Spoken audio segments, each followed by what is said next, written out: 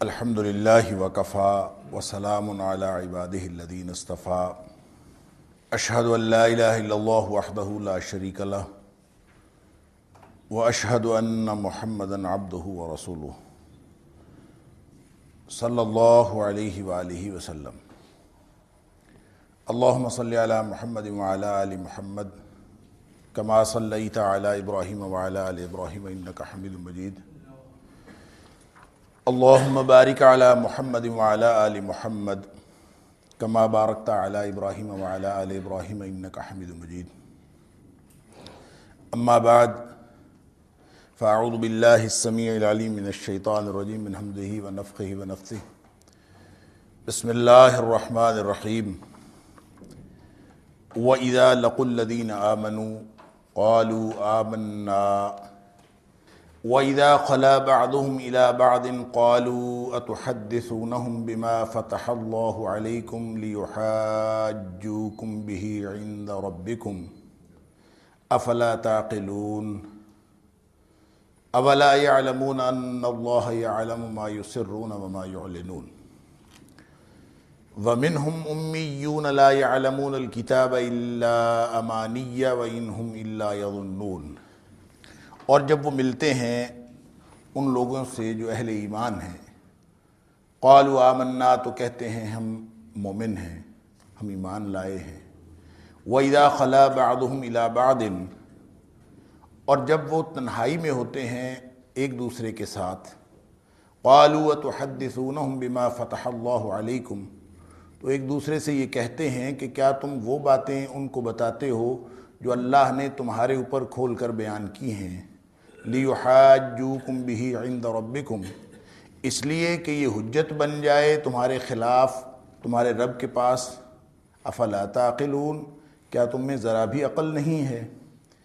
اولا يعلمون ان اللہ يعلم ما يسرون وما يعلنون کیا وہ اتنی بات نہیں جانتے کہ اللہ تعالی ہر وہ بات جانتا ہے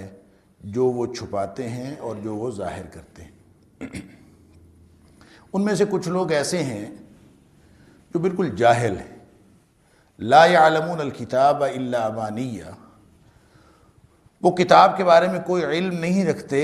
البتہ ان کی آرزوئیں تمنائیں وہ ان کو معلوم ہیں۔ وَإِنْهُمْ إِلَّا يَظُنُّونَ اور سوائے اپنے گمان کے ان کے پاس کچھ بھی نہیں۔ بنی اسرائیل کا جو کردار تھا ان کو چارج شیٹ کیا جا رہا ہے ان آیات کے اندر، جو ہم گزشتہ کئی دروس سے ان کا مطالعہ کرنے کی کوشش کر رہے ہیں۔ ان آیات کے اندر جو اس وقت زیر مطالعہ ہیں یہود کے دو تین قسم کے جو کردار ہیں ان کو اللہ کریم نے واضح کیا ہے۔ یہ بات میں پہلے بتا چکا ہوں کہ چونکہ بہت ساری خرابیاں یہود کی، پھر ان کے اوپر جو اللہ تعالیٰ نے انعامات فرمائے وہ بھی، اور ان کی خرابیاں نافرمانیاں اور پھر سزائیں، ان سب کا تذکرہ اللہ کریم نے یہاں پہ کیا ہے۔ جرائم کی فہرست بھی ہے اور سزاؤں کا بیان بھی ہے، اور پھر ان کے کردار کے خاص طور پر وہ پہلو واضح کیے گئے ہیں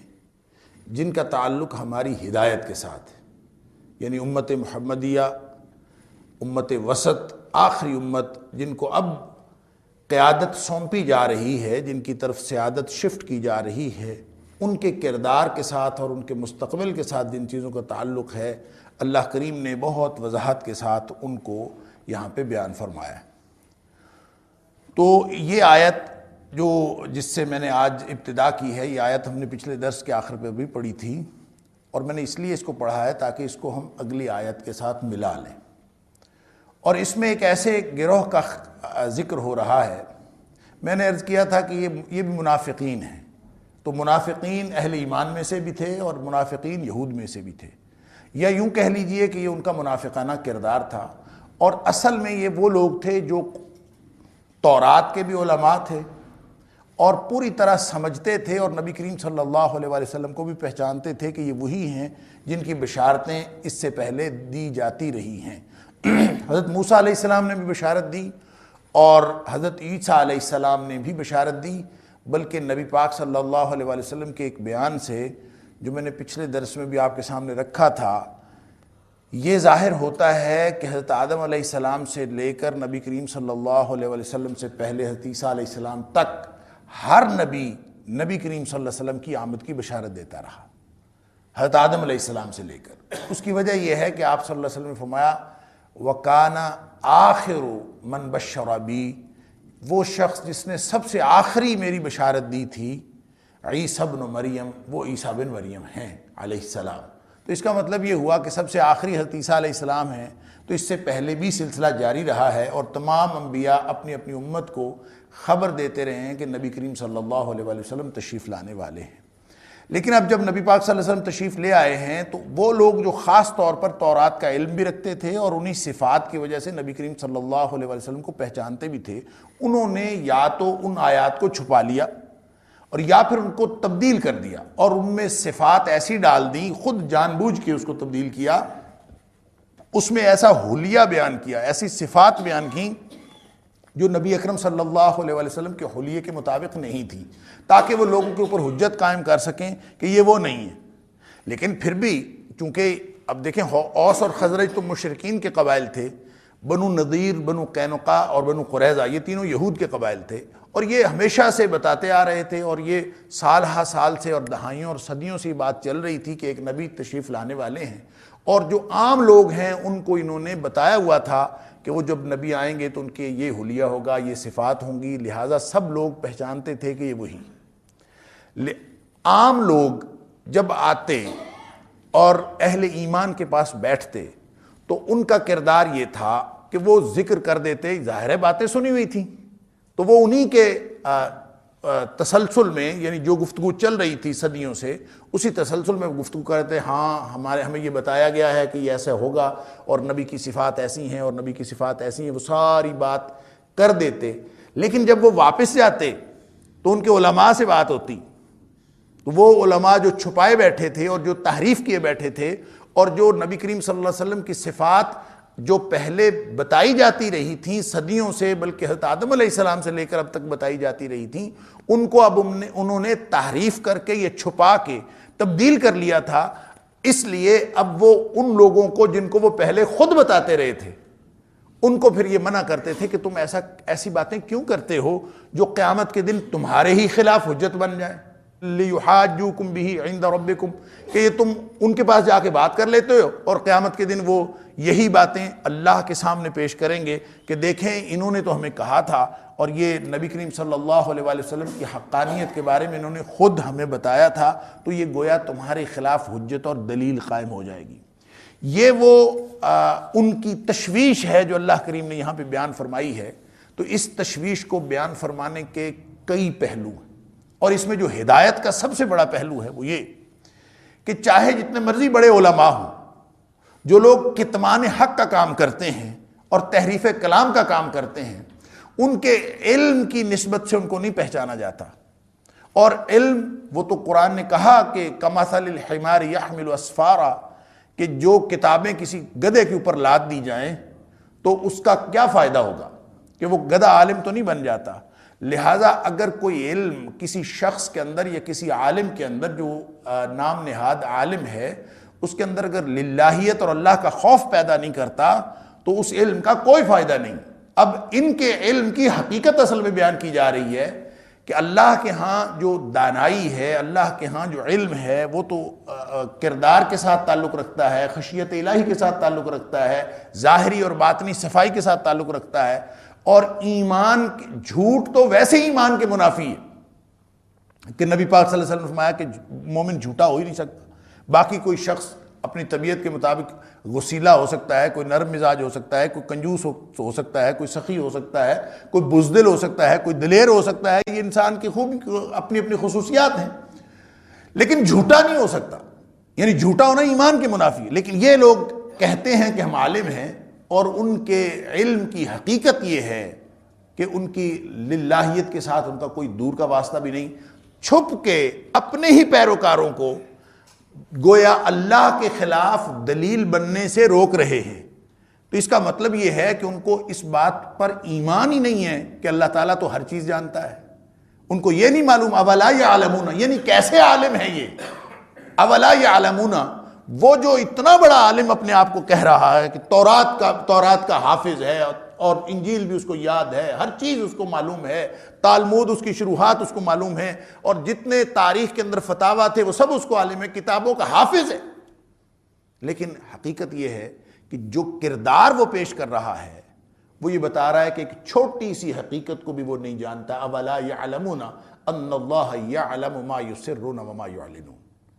یعنی اس کے علم کو، اس کو عالم کون کہے گا کہ اس کو اتنی بات کا نہیں علم کہ اللہ تعالیٰ تو ہر چھپی ہوئی بات کو بھی جانتا ہے۔ ما یسرون، جس کو تم چھپا رہے ہو وہ لوگ چھپا رہے ہیں، وما یعلنون، اور جس کو ظاہر کرتے ہیں اللہ تعالیٰ تو سب جانتا ہے۔ یعنی صرف حجت اس وجہ سے قائم نہیں ہوگی کہ ان بیچاروں نے جنہوں نے سنی ہوئی تھی باتیں ان کے علماء سے سن کے اہل ایمان کی محفل میں کر دی، تو صرف حجت اس بات سے قائم نہیں ہوگی، حجت قائم ہو جائے گی تمہارے کردار سے، چاہے تم چھپ کے کرو چاہے تم سو لوگوں کے سامنے کرو، کوئی بھی بات جو بنائی جا رہی ہے۔ لہٰذا یہ یہود کا، اور خاص طور پہ یہود کے علماء کا جو گھناؤنا کردار، اور وہ ان کا یوں کہہ لیجئے کہ جو ساری قوم اس کے اندر مبتلا تھی، لیکن پڑھے لکھے اور طرح سے مبتلا تھے اور جہلا اور طرح سے مبتلا تھے، اللہ کریم نے اس کا کردار بیان کر کے اصل میں ہمیں تنبیہ فرمائی ہے، ہمیں متنبہ کیا ہے کہ تمہارے علماء اور جہلا کا یہ کردار نہیں ہونا چاہیے۔ جب جس عالم کو اتنی بات کا علم نہیں ہے کہ وہ یہاں پہ کوئی چیز کر رہا ہے، کوئی کردار پیش کر رہا ہے، میں اس کو اپنے ذاتی حالات پہ یا آج کے روزمرہ کے حالات کے حوالے سے صرف اتنی بات عرض کروں گا کہ جو شخص ہیرا پھیری سے باز نہیں آتا، جو شخص کردار کی خرابیوں پر قابو پانے کی کوشش نہیں کرتا، خطائیں تو ہر شخص کے اندر ہو سکتی ہیں، ایک خطا ہے جو معاف ہو جاتی ہے، غلطی ہے معاف ہو جاتی ہے، دوسری چیز ہے جو انسان حد کو تجاوز کرتا ہے، زیادتی کرتا ہے، اور اس کے کردار کے اندر شامل ہوتا ہے کہ وہ ہمیشہ اسی کے مطابق کردار بناتا ہے، کبھی اس سے واپس نہیں ہوتا، بلکہ اس نے ایک چہرہ وہ ہوتا ہے جو اپنے علماء کے سامنے رکھا ہوتا ہے، ایک چہرہ وہ ہوتا ہے جو جہلا کے سامنے رکھا ہوتا ہے، ایک چہرہ وہ ہوتا ہے جو اہل خانہ کے سامنے رکھا ہوتا ہے۔ جن لوگوں کا کردار یہ ہو کہ وہ ایک جگہ پہ کوئی اور کردار رکھتے ہوں اور دوسری جگہ پہ کردار اور رکھتے ہوں، ان لوگوں کا علم کے ساتھ بھی کوئی تعلق نہیں ہے۔ اللہ کریم یہ بات فرما کے کہ اولا یعلمون، جن کو اتنی چھوٹی حقیقت معلوم نہیں ہے کہ ان کے کردار میں شامل نہیں، ان کا کردار بتا رہا ہے کہ نہیں۔ اب ان سے کوئی پوچھے کہ بتاؤ تم یہ سمجھتے ہو کہ اللہ جانتا ہے، تو وہ کہیں گے ہاں اللہ جانتا ہے، لیکن جب ان کا کردار یہ ہے کہ وہ چھپ کے جو کام کر رہے ہیں، جو کرتوت کر رہے ہیں، اور جو بھی ہمارے علماء، دیکھیں حضرت عمر فاروق رضی اللہ تعالیٰ عنہ کا ایک قول ہے مشکات شریف کے اندر کہ عام شخص جب پھسلتا ہے نا تو وہ ایک فرد پھسلتا ہے، جب عالم پھسلتا ہے نا تو پورا معاشرہ خرابی کا شکار ہو جاتا ہے۔ لہٰذا حضرت عمر فاروق رضی اللہ تعالیٰ عنہ نے جو اسلام کے انہدام کی وجوہات بتائی ہیں نا، اسلام کب ڈھہ جاتا ہے، اسلام کب منہدم ہو جاتا ہے، اس میں ایک سب سے بڑی وجہ یہ بتائی ہے زلت العالم۔ جب عالم پھسلتا ہے نا تو ظاہر ہے عام لوگ جو ہیں وہ تو علماء سے مسئلے پوچھ کر ہی زندگی گزار رہے ہوتے ہیں، انہوں نے تو علماء سے پوچھنا ہے۔ اب علماء اگر بدنیت ہو جائیں، علماء اگر کتمان حق کا کام کرنا شروع کر دیں، اور علماء جو ہیں وہ کتاب کی باتیں، اللہ کا قرآن چھپانے کی، اور پورا آگے کردار اس کی وضاحت کی ہے، اللہ کریم نے اس کو اجمالاً بیان نہیں کیا اور صرف اشارے کنائے میں بات اللہ تعالیٰ نے ارشاد نہیں فرمائی، اس کی پوری وضاحت فرمائی ہے تاکہ آئندہ بھی قیامت تک لوگ اس کردار کو سامنے رکھیں کہ کس طرح کے کردار کی وجہ سے کیا نتائج نکلتے ہیں، اور اگر تمہارا کردار یہ ہوگا تو پھر تمہارے بھی یہ نتائج نکلنے کی کے امکانات ہیں، اللہ تعالیٰ اس سے محفوظ رکھے۔ تو اولا یعلمون ان اللہ یعلم ما یسرون وما یعلنون، کہ وہ چھپاتے ہیں اور کچھ ظاہر کر دیتے ہیں۔ اللہ تعالیٰ تو سب جانتا ہے، ان اللہ علیم بذات الصدور، اللہ تعالیٰ تو دلوں کے حال بھی جانتا ہے، کون کیا ہیرا پھیری کر رہا ہے اللہ کے ساتھ، اور کون کتمان حق کا اور تحریف کلام کا مرتکب ہو رہا ہے یا اللہ کے کلام کو چھپانے کا مرتکب ہو رہا ہے، یہ ساری کی ساری باتیں اللہ کریم جانتا ہے۔ اب یہ دوسرے لوگ ہیں، وَمِنْهُمْ أُمِّيُّونَ، طبقہ علماء تو یہ کردار ادا کر رہا ہے۔ اب آگے بھی اگلی آیت میں ان کا پھر ذکر ہے کہ وہ کیا کرتے ہیں، لیکن یہاں پہ ان جہلاء کی بات ہے جن کی اکثریت یہود میں بھی تھی اور مسلمانوں میں بھی، امت محمدیہ میں بھی اکثریت جہلاء کی ہوتی ہے۔ جہلاء سے مراد وہ نہیں ہے کہ جن کے پاس ڈگریاں نہ ہوں، جہلاء سے مراد جو اللہ کے دین کے بارے میں لا علم ہوں یا بہت ہی کم علم ہوں، اور ہمارے پاس علم ہوتا نہیں ہے، ہم اپنے انحصار کرتے ہیں کلی طور پر ان لوگوں پر جو علم کے پیش امام ہیں، جو ہمارے علم کے اعتبار سے ہمارے آگے لگے ہوئے ہیں، ان کو ہم سمجھتے ہیں کہ یہ علماء ہیں۔ اور پاکستان اور ہندوستان میں بر صغیر کے اندر ایک بہت بڑا المیہ یہ ہے کہ یہاں عالم بننے کے لیے کوئی ڈگری لینا یا کسی مدرسے میں پڑھنا ضروری نہیں ہے۔ یہاں پہ عالم بننے کے لیے صرف ظاہری شکل و صورت تھوڑی سی تبدیل کرنے کی ضرورت ہے بس، یعنی کپڑے تبدیل کر لیں، داڑھی بڑھا لیں اور شلوار ٹخنوں سے اوپر کرنی شروع کر دیں، آپ کسی بھی مسجد کے امام لگ سکتے ہیں، اور اس کے بعد آپ جو بھی مسئلہ بتائیں گے لوگ اس پر کافی حد تک اعتبار کریں گے۔ بہت کم لوگ ہیں جو اس بات کی تحقیق کرنے کی کوشش کریں گے کہ آپ جو بتا رہے ہیں کیا وہ نبی پاک صلی اللہ علیہ وسلم کے لائے ہوئے دین کے ساتھ اس کا کوئی تعلق بھی ہے کہ نہیں۔ صرف کچھ فزیکل چینجز کے ساتھ عالم بن جاتا ہے۔ اللہ اکبر، حقیقت میں منہم امیون، انہی میں وہ لوگ شامل ہوتے ہیں جن کو قرآن نے امیون کہا۔ امیون امی کی جمع، امی کہتے ہیں ایسا شخص جو تعلیم سے بے بہرا ہو، اور خاص طور پر ایسی تعلیم سے جس کا تعلق کسی مکتب سے ہے، کسی مدرسے سے، یعنی ایک تو اللہ تعالیٰ نے تعلیم ہر شخص کو دی ہے، ایک یعنی فطری وزڈم اللہ تعالیٰ نے ہر ایک کے اندر رکھی ہے، آدمی بہت ساری چیزیں پہچان لیتا ہے، بہت ساری چیزیں جان لیتا ہے، وہ کسی مسجد مکتب مدرسے میں کہیں بھی نہ گیا ہو پھر بھی کافی حد تک ایسی چیزیں ہیں جو اس کو معلوم ہوتی ہیں، لیکن وہ پھر بھی امی کا امی رہتا ہے۔ اصل میں وہ عالم وہ شخص ہوتا ہے، اور امی کی تعریف سے وہ شخص نکلتا ہے جو مکتب کی تعلیم لے، کسی استاد کے پاس بیٹھ کر زانوِ تلمذ طے کرے، کسی سے اس نے سیکھا ہو، علم سیکھا ہو، اور جس نے نہیں سیکھا وہ امی ہے۔ اسی وجہ سے نبی کریم صلی اللہ علیہ وسلم کو یہودی جو تھے اور بنی اسرائیلی، وہ نبی پاک صلی اللہ علیہ وسلم کو امی کہتے تھے، اور اس لیے امی کہتے تھے کہ نبی کریم صلی اللہ علیہ وسلم کا دنیا میں کوئی استاد نہیں،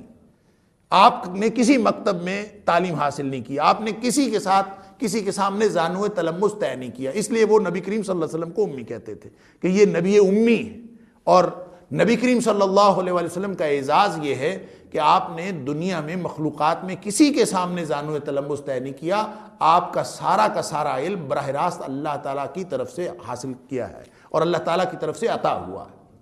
اور نبی کریم صلی اللہ علیہ وسلم کے قلب اطہر پر نازل ہوا ہے قرآن، اور سارے کا سارا علم۔ اور بعض اوقات علاوہ ازیں بھی بہت ساری قرآن کے علاوہ بہت ساری سچویشنز ہیں، جا بجا حدیث ملتی ہیں کہ نبی کریم صلی اللہ علیہ وسلم سے کوئی ایسا سوال پوچھا گیا، نبی پاک صلی اللہ علیہ وسلم نے فوری طور پر جواب نہیں دیا، آپ انتظار میں رہے، وحی آتی تھی اور پھر نبی کریم صلی اللہ علیہ وسلم اس کا جواب دیتے تھے۔ اور اس طرح کی بہت ساری مثالیں موجود ہیں، اور اس طرح کی بھی بہت ساری مثالیں موجود ہیں کہ نبی کریم صلی اللہ علیہ وسلم نے یہ کہہ کے اللہ کا حکم سنایا کہ اللہ تعالیٰ یہ فرماتا ہے، حالانکہ وہ قرآن کے اندر نہیں ہے۔ اس کا مطلب یہ ہے کہ قرآن کے علاوہ بھی نبی کریم صلی اللہ علیہ وسلم پر وحی نازل ہوتی تھی، اور نبی پاک صلی اللہ علیہ وسلم ہر لمحہ ہر اس معاملے میں اللہ سے رہنمائی حاصل کرتے تھے جس کا تعلق لوگوں کی ہدایت کے ساتھ ہوتا۔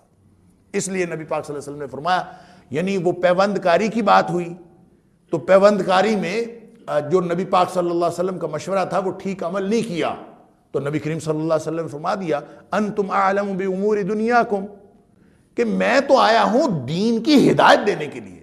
لیکن اگر کوئی ٹیکنالوجی کی بات ہے، اگر کوئی کسی چیز کا تعلق کسی ایسے علم کے ساتھ ہے جو دنیاوی ترقی یا مادی فوائد کے ساتھ اس کا تعلق ہے، تو انتم اعلم بامور دنیاکم، تو دنیا کے معاملات میں کوئی بھی شخص زیادہ جاننے والا ہو سکتا ہے، اس میں کوئی بات نہیں۔ اعلم کا مطلب ہے زیادہ جاننے والا، لیکن وہ علم جس کا تعلق ہدایت کے ساتھ ہے، وہ علم جس کا تعلق انسانیت کی فلاح کے ساتھ ہے، وہ علم جس کا تعلق انسانیت کو جہنم سے بچانے کے ساتھ ہے، وہ سارے کا سارا نبی کریم صلی اللہ علیہ وسلم نے اللہ تعالیٰ سے ڈائریکٹ حاصل کیا ہے، درمیان میں کوئی واسطہ نہیں ہے، اور نبی کریم صلی اللہ علیہ وسلم کو سکھانے والا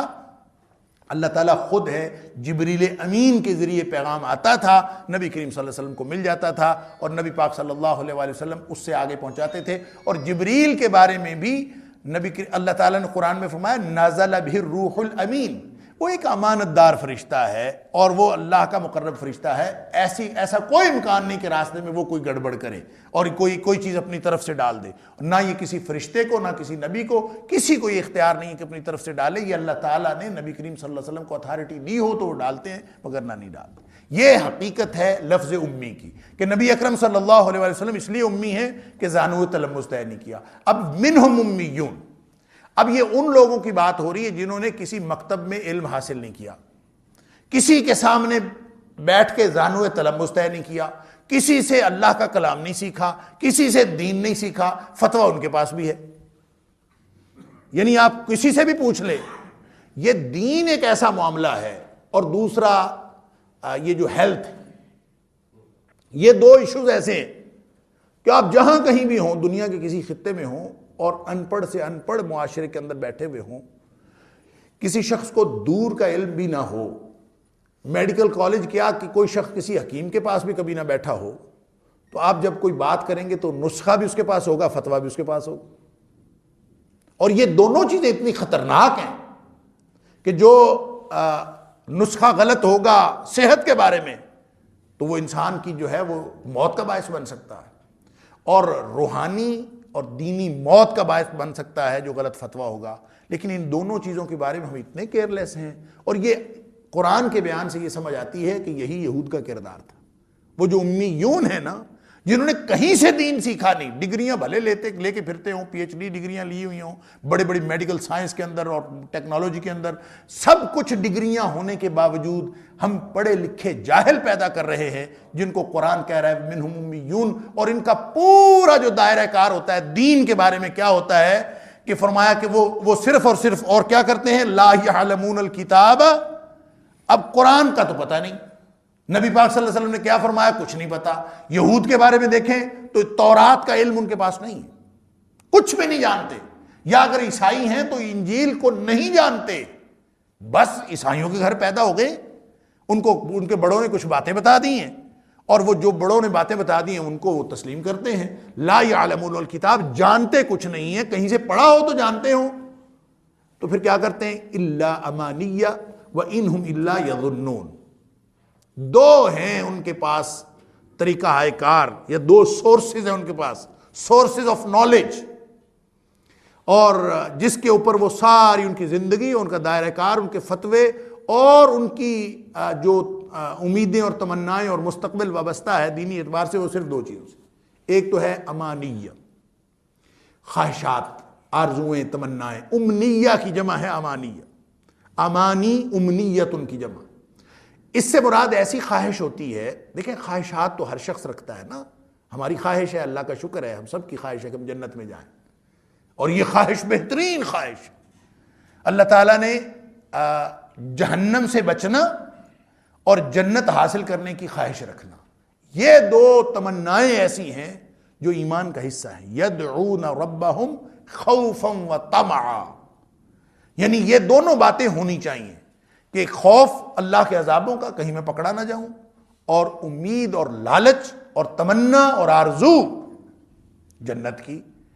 اب امنیہ سے مراد مطلقاً خواہش نہیں ہے، مطلقاً آرزو یا تمنا امنیہ سے مراد نہیں ہے۔ امنیہ ایسی خواہش اور تمنا کو کہتے ہیں جس کی بنیاد کوئی نہ ہو، جو بے بنیاد تمنا ہوتی ہے، نہ اللہ نے کوئی وعدہ کیا، نہ نبی کریم صلی اللہ علیہ وسلم نے کوئی وعدہ فرمایا، اور نہ ہی اس کا کوئی کسی بھی حقیقت کے ساتھ تعلق ہو، نہ اس کے پاس کوئی شرعی دلیل ہو، پھر بھی تمنا رکھے، پھر بھی امید رکھے نہیں ہو جائے گا، خیر ہے، کچھ نہیں ہوتا، وہ جیسے بھی درمیان میں اسباب ہی نہیں ہے، یعنی کچھ بھی نہیں ہے پیچھے بنیاد، نہ کوئی شرعی دلیل ہے، نہ کوئی ظاہری سبب ہے۔ اب اگر کوئی شخص کہے کہ میں نے تو جنت میں جانا ہے، بھئی کیسے جنت میں جانا ہے؟ کوئی دلیل ہے؟ کوئی وجہ ہے؟ ہاں، اگر کوئی ایسا عمل کرتا ہے جس پر نبی کریم صلی اللہ علیہ وآلہ وسلم نے جنت کی بشارت دی ہے تو پھر تو دلیل ہے۔ مثال کے طور پر میں ایک چھوٹی سی بات کیا کرتا ہوں، اور میں بار بار اس کو اس لیے دہراتا ہوں کہ شاید میری بات سن کر کسی کو یہ بات کلک کر جائے، اور ایک بندہ بھی عمل کرنا شروع کر دے گا تو اس کا اجر انشاءاللہ مجھے بھی ملے گا۔ دیکھیں، نبی کریم صلی اللہ علیہ وسلم نے فرمایا کہ سارے فرائض، سارا دین اور سارا دائرہ کار تو لمبی چوڑی بات۔ نبی کریم صلی اللہ علیہ وسلم نے فرمایا کہ جو شخص تحیۃ الوضو کے 2 رکعت پڑھتا ہے نا، یعنی وضو کر کے وضو کی 2 رکعتیں پڑھتا، تحیۃ الوضو، نماز ابھی پڑھتی تو تحیۃ الوضو کے 2 رکعتیں پڑھتا ہے تو اس شخص پر جنت واجب ہو جاتی۔ اب یہ 2 رکعتیں، حضرت بلال کے بارے میں بھی یہی آتا ہے کہ ان سے نبی کریم صلی اللہ علیہ وسلم نے جب پوچھا کہ میں نے تمہاری قدموں کی آہٹ جنت میں سنی ہے، تو بلال کون سا عمل کرتے ہو کہ تمہاری، جب بھی میں جنت میں گیا ہوں تمہارے قدموں کی آہٹ میں نے وہاں سنی؟ تو ایک روایت میں تو یہ ہے کہ انہوں نے کہا تھا کوئی عمل نہیں ہے میرے پاس، البتہ میں سونے سے پہلے یہ سوچ کے اور تصور کر کے کہ کسی شخص کے بارے میں میرے دل میں کوئی بغض، کوئی کینہ تو نہیں ہے، اگر ہوتا ہے تو میں اس کو نکال کے سوتا ہوں۔ ایک روایت میں تو یہ ہے، لیکن ایک روایت میں یہ ہے کہ میں وضو کی 2 رکعتیں کبھی مس نہیں کرتا، اس کو ضرور پڑھتا ہوں۔ اب آپ اندازہ کیجئے، جب نبی کریم صلی اللہ علیہ وسلم نے فرما دیا کہ اس کو جنت واجب ہو گئی اور جنت اس کو مل گئی، اب وہ تو جنتی ہے۔ اب اس کے بعد وہ جو نماز پڑھ رہا ہے، ایک شخص ہمیشہ تحیۃ الوضو پڑھ کے نماز پڑھتا ہے اور ایک تحیۃ الوضو کے بغیر نماز پڑھتا ہے، تو کیا فرق ہے دونوں نمازوں میں؟ بات سمجھ میں آ رہی ہے نا؟ ایک وی آئی پی نماز ہے اور ایک عام نماز ہے۔ جس نے وی آئی پی نماز پڑھنی ہے وہ تحیۃ الوضو پڑھ لے، اور جس نے عام نماز پڑھنی ہے نماز تو وہ بھی ہو جاتی ہے۔ وہ بشارتیں جو نبی کریم صلی اللہ علیہ وسلم نے دی ہیں، اس کی بنیاد پر اگر کوئی شخص، دیکھیں مسواک کی سنت ہے، نبی کریم صلی اللہ علیہ وسلم نے 27 درجے نماز بہتر ہے۔ جس شخص نے مسواک کے ساتھ نماز پڑھی وہ نماز عام نماز سے 27 گنا بہتر۔ اب ایک شخص جو ہے وہ اہتمام کرتا ہے، وہ مسواک کے ساتھ نماز پڑھتا ہے، اب وہ دوسرے سے کہے کہ میری نماز تم سے بہتر ہے، تو یہ تمنا بھی جائز ہے، یہ خواہش بھی جائز ہے، اور یہ اس کی بنیاد موجود ہے۔ تو بے بنیاد خواہش رکھنا کہ وہ اس کا کوئی تعلق کسی شرعی بنیاد کے ساتھ نہ ہو، اس کو کہتے ہیں امنیہ۔ تو لا یعلمون الکتاب، اب کوئی قرآن جانتا ہو، کوئی اللہ کے دین کا کوئی علم ہو، کوئی بنیاد ہو، تو پھر تو اور بات ہے، وہ تو ہے کوئی نہیں، سوائے خواہشات کے اور کچھ بھی نہیں ہے۔ اللہ اکبر۔ اور دوسری بات وَإِنْهُمْ إِلَّا يَظُنُّونَ، دوسری بات جو ان کے پاس ہے وہ ہے کہ خود ہی گمان کر لیا ایسے ہوگا۔ ان کی جو امانیہ ہے نا، تمنائیں، اب آگے قرآن نے اگلی آیت میں اس کا ذکر کیا ہے، وہ تمنائیں کیا تھیں؟ اس میں سب سے بڑی تمنا تھی کہ لن تمسنا النار الا ایام معدودہ، ہمیں آگ نہیں چھو سکتی الا ایام معدودہ، کچھ دن گئے بھی، اول تو ہم نے جانے کوئی نہیں جہنم میں، گئے بھی تو تھوڑے دنوں کے لیے جائیں گے، ہمیں نکال لیا جائے گا، ہمارا کوئی ایشو نہیں ہے، تمہارا مسئلہ ہے، ہمارا کوئی مسئلہ نہیں۔ اللہ اکبر۔ تو یہ وہ ساری امانیہ ہیں اور یہ ظن ہیں جن کے بارے میں، جن کی بنیاد پر انہوں نے اپنا دین بنایا ہوا ہے۔ یعنی آپ اگر تھوڑا سا کچھ وقت کے لیے اسلام سے ہٹ کر ہندو دھرم کو سوچیں، جن کے ساتھ ہم کئی 100 سال ہماری نسلیں رہی ہیں، اب ذرا سوچیں تو آپ کو نا وہ دین بڑا ہی بے سروپا محسوس ہوتا ہے۔ یعنی ان کے آپ عقائد دیکھیں، ان کے طریقے عبادت دیکھیں، ان کے فلسفے دیکھیں، ان کے طریقہ نجات دیکھیں تو بے سروپا محسوس ہوتا ہے۔ اپنا بے سروپا اس لیے محسوس نہیں ہوتا کہ ہم خود اس پر کاربند ہیں۔ دین تو وہ ہے جس کا تعلق اللہ کے قرآن سے ہے یا نبی پاک صلی اللہ علیہ وسلم کے فرمان کے ساتھ، یا پھر جو بھی چیز نکلی ہو تشریحات کے طور پر تو اللہ کے قرآن سے نکلی ہو، نبی پاک صلی اللہ علیہ وسلم کے فرمان، یہ اگر بنیاد ہے تو پھر انشاءاللہ وہ دین ہے، وگرنہ وہ یا امانی ہے یا ظن ہے، اس کا تعلق اللہ کے دین کے ساتھ کوئی نہیں۔ فَوَيْلٌ لِّلَّذِينَ يَكْتُبُونَ الْكِتَابَ بِأَيْدِيهِمْ، لہذا سن لیجئے، جو امی ہیں وہ بھی اپنا انجام سن لیں، اور جو علماء ہیں وہ بھی اپنا انجام سن لیں۔ فَوَيْلٌ لِّلَّذِينَ، پس ویل ہے ان لوگوں کے لیے۔ اب ویل کیا ہے؟ یہ تباہی ہے، ہلاکت ہے، بربادی، اور ان معنوں میں بھی استعمال ہوا ہے۔ اور نبی کریم صلی اللہ علیہ وآلہ وسلم کی ایک حدیث جو ترمذی شریف کے اندر بیان ہوئی، آپ نے فرمایا کہ ویل جہنم کی ایک وادی، اور اتنی گہری وادی ہے، اللہ اکبر، اور اتنی خوفناک وادی ہے، جہنم کی وادی ہے، لیکن نبی پاک صلی اللہ علیہ وسلم نے فرمایا یہ وہ وادی ہے جس سے جہنم خود پناہ مانگتی ہے، یعنی جہنم پناہ مانگتی ہے ویل سے۔ یہ اتنی خطرناک اور خوفناک وادی، اور گہری اتنی ہے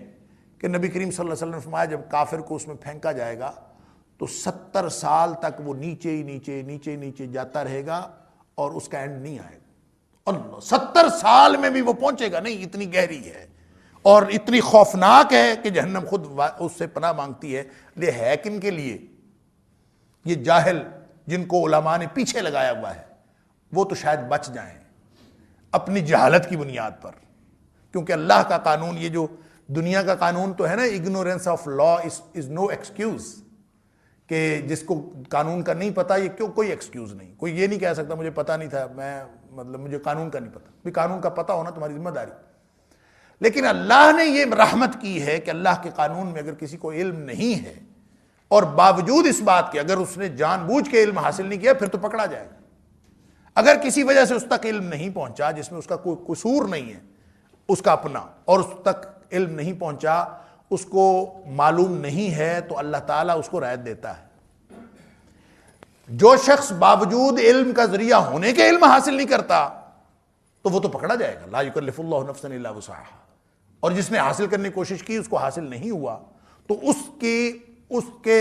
بدلے میں وہ لوگ پکڑے جائیں گے جو لوگ جن کی ذمہ داری اس کو بتانے کی تھی۔ کلکم راع وکلکم مسئول عن رعیتہ، ہر شخص کا ایک ایریا آف جورسڈکشن ہے اور اس کے بارے میں اس سے قیامت کے دن پوچھا جائے گا کہ تم نے وہاں پہ کیا کیا۔ لہٰذا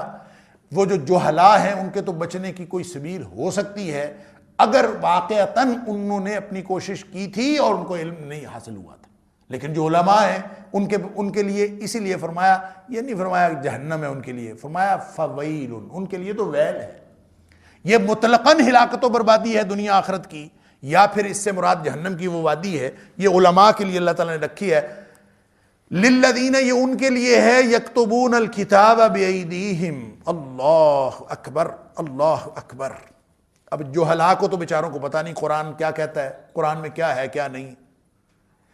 اور یہودیوں کی طرف دیکھیں تو ان کے جہلا کو تو پتہ نہیں تورات میں کیا ہے نہ کیا نہیں ہے۔ تو یہودیوں نے کیا کیا کہ قرآن کتاب اللہ کی تورات خود لکھ لکھ کے لوگوں کو دیتے رہے۔ صفات نبی کریم صلی اللہ علیہ وسلم کی چھپانی تھی جو آئی ہوئی تھی، تو چھپانے کے لیے نئی بنانی تھی نا، تو نئی بنا بنا کے ان کو دیتے رہے۔ جب کبھی کوئی فتویٰ پوچھنے آتا تھا اس کو لکھ کے دے دیتے تھے، جاؤ یہ ہے دین۔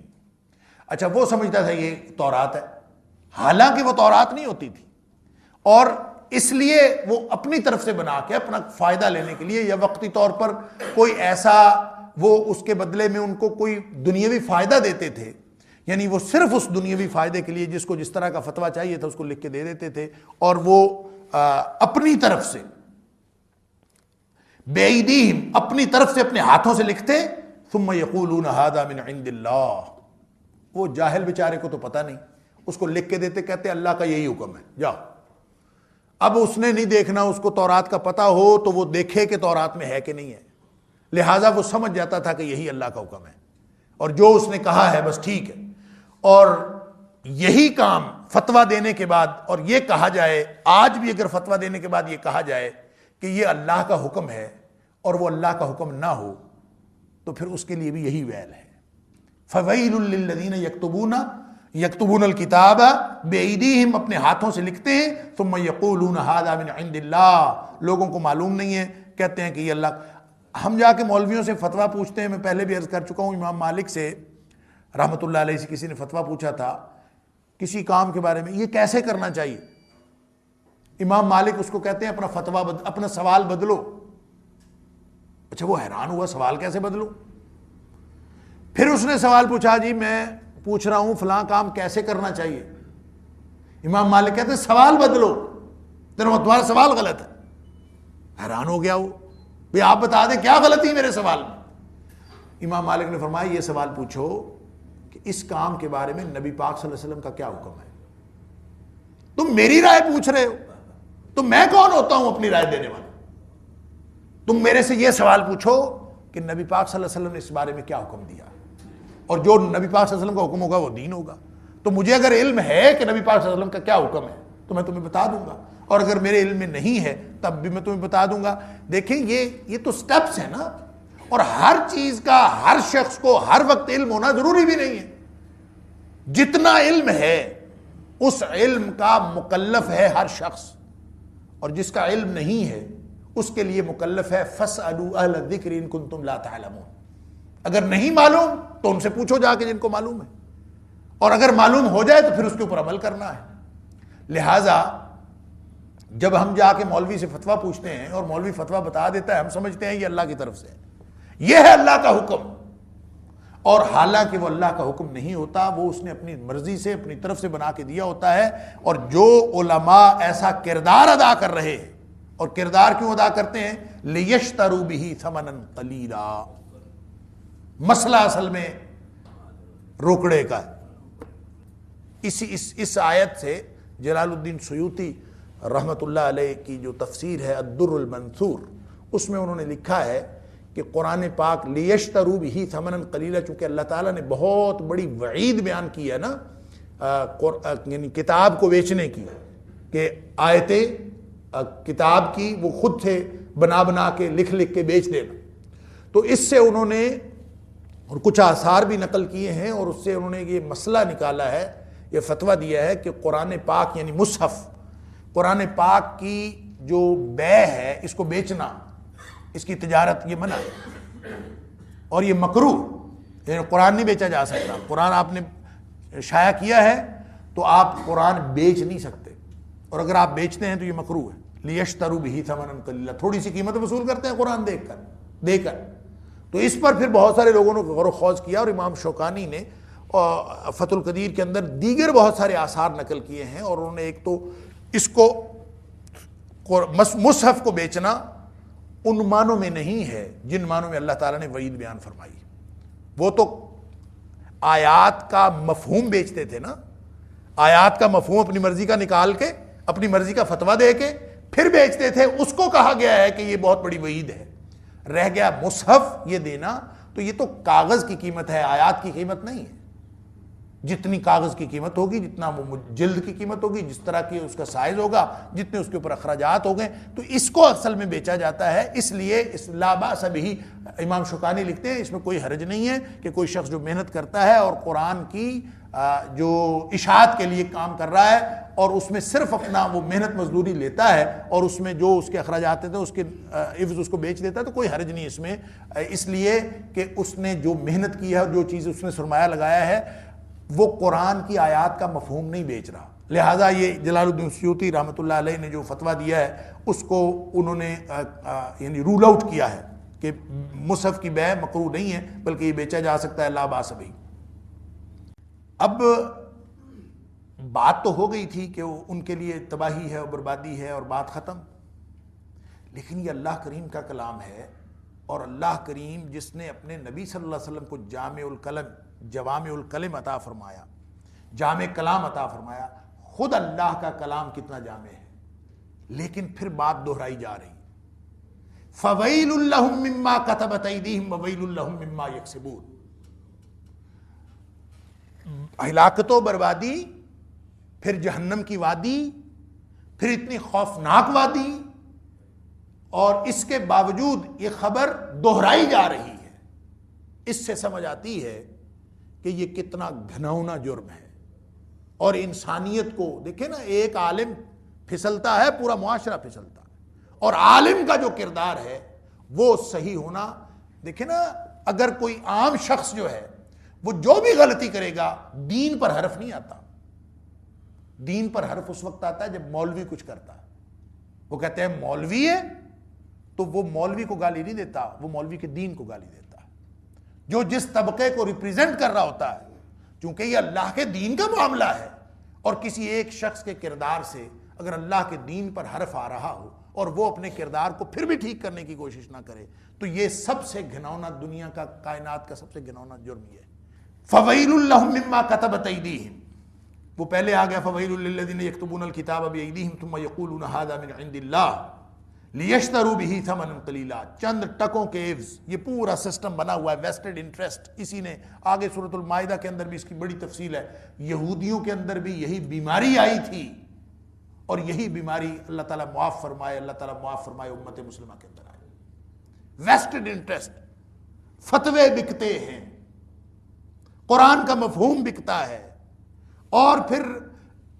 ایسے ایسے فتوے جس کا تعلق نہ اللہ کے قرآن کے ساتھ نہ نبی پاک صلی اللہ علیہ وسلم کے فرمان کے ساتھ، اور وہ مارکیٹ میں سکہ رائج الوقت ہے، ساری دنیا میں وہ اس کی بڑی مشہوری ہے، بڑا لوگ سمجھتے ہیں اس کو کہ یہ اس کو قرآن سمجھتے ہیں، اس لیے کہ ان کے مولویوں نے بتا دیا ہے کہ یہی ہے، اس کے علاوہ کوئی نہیں ہے۔ کوئی شخص اگر قرآن ڈائریکٹ پڑھنے کی کوشش کرے تو اس کو بتا دیا جاتا ہے کہ قرآن ڈائریکٹ نہیں پڑھنا، بڑا گناہ ہے، قرآن ڈائریکٹ پڑھنے سے سمجھ نہیں آتی۔ جن لوگوں کو سمجھ آ گئی انہوں نے قرآن بتا دیا، بس۔ یہ ہر دور میں دیکھیں نا، بائبل کی تشریح کرنا حرام تھا ان کے ہاں، بائبل پڑھنا حرام تھا۔ یہ تو مارٹن لوتھر نے آ کے پہلی دفعہ عیسائیوں کو حق دلایا ہے کہ عام شخص بھی بائبل پڑھ سکتا ہے اور اس کی تشریح کر سکتا ہے، وگرنہ وہاں تو پڑھ ہی نہیں سکتے تھے۔ بعین ہی ہمارے ہاں بھی عام شخص قرآن نہیں پڑھ سکتا، جبکہ اللہ تعالیٰ فرماتا ہے وَلَقَدْ يَسَّرْنَا الْقُرْآنَ لِلذِّكْرِ فَهَلْ مِن مُدَّكِرٍ، اور پھر بار بار دہرائی اللہ تعالیٰ نے یہ آیا کہ یہ قرآن ہم نے آسان بنایا ہے، اور لوگوں ہم نے آسان بنایا ہے، یہ نصیحت کے لیے آسان ہے، کوئی پکڑے تو صحیح نصیحت، فَهَلْ مِن مُدَّكِرٍ، کوئی ہے جو آ کے نصیحت پکڑے۔ یعنی بار بار اللہ کریم نے اس کو بیان فرمایا، لیکن ہمارا جو طرز عمل ہے، فرمایا پھر اگر ایسا ہے تو پھر دوہری، اللہ تعالیٰ معاف فرمائیے، دوہری وعید ہے، فَوَيْلٌ لَهُم مِّمَّا كَتَبَتْ أَيْدِيهِمْ، جو انہوں نے اپنے ہاتھوں سے لکھا ہے، خود کر رہے ہیں، پورا ذخیرہ علم، یعنی کتنا علم بڑھ رہا ہے، اس کو تو چھوڑ دینا جو میٹیریل سائنسز کے بارے میں ہے، جو بیسک سائنسز کے بارے میں ہے، حتیٰ کہ سوشل سائنسز کے علم کو بھی چھوڑ دیں، صرف جو دینی موضوعات پر، اور دین میں سے بھی میں کہتا ہوں دین اسلام پر جتنی کتابیں آ رہی ہیں، اللہ اکبر، یعنی لٹریچر شاید چند مہینوں میں دگنا ہو جاتا ہے، ہر شخص لکھے جا رہا ہے، ہر شخص لکھے جا رہا ہے، اتنا لٹریچر کہ اس سے پہلے اتنا بڑا انقلاب کبھی نہیں کسی نے دیکھا ہوگا جو ہم لوگوں نے اور اس نسل نے اپنی آنکھوں سے دیکھا۔ پھر وہ ساری کی ساری کتابیں اب جو ہے انفارمیشن ٹیکنالوجی کی بدولت ہر جگہ ہر ایک کو اویلیبل ہے، لہٰذا ہر شخص کے پاس علم ہے، لیکن کیا وہ اللہ کے قرآن کا علم ہے؟ کیا وہ اللہ کے رسول صلی اللہ علیہ وسلم؟ اب تو کوئی شخص اس کی بھی تحقیق نہیں کرتا، وہ جو انفارمیشن ٹیکنالوجی ہے اس نے ایک ایسے چکر میں ہمیں پھنسا دیا ہے کہ وہاں پہ بہت خوبصورت بات لکھ کے جس کے مرضی ذمہ لگا دو، اگر عام سی بات ہو تو کسی بزرگ کے ذمہ لگا دو کہ فلاں نے فرمایا، اگر ذرا زیادہ اچھی بات ہو تو حضرت علی رضی اللہ تعالیٰ عنہ کے ذمہ لگا دو کہ انہوں نے فرمایا، اگر اور ہی اچھی لگے تو کوئی حرج نہیں، اللہ تعالیٰ معاف فرمائے، نبی پاک صلی اللہ علیہ وسلم کے ذمہ ہی لگا، نعوذ باللہ من ذالک۔ اور ہیں ایسی حدیثیں، حوالہ دیا ہوا مسلم شریف، نیچے حوالہ بھی دیا ہوا مسلم شریف، پوری مسلم شریف کیا پورے ذخیرہ کتب میں، کتب حدیث کے اندر وہ حدیث ہے ہی نہیں، اور حوالہ نیچے مسلم، اور پھر سب شیئر کیے جا رہے ہیں کیونکہ بات اچھی ہوتی ہے، لگتی ہے کہ اچھی ہے، اللہ اکبر۔ ایک روایت میں نے کہیں دیکھی لکھا ہوا، اور یہ بہت معروف ہے انٹرنیٹ کے اوپر، کہ نبی پاک صلی اللہ علیہ وسلم نے فرمایا کہ اگر معاف کرنے سے تمہاری عزت گھٹ جائے تو قیامت کے دن مجھ سے لے لینا۔ اچھا، یہ اب ویسے شریعت اسلامیہ کے مفہوم کے اعتبار سے درست ہے کہ نبی کریم صلی اللہ علیہ وسلم نے فرمایا کہ جو شخص معاف کرتا ہے نا، یہ صحیح حدیث ہے کہ جو شخص معاف کرتا ہے اس کی صرف عزت بڑھتی ہے،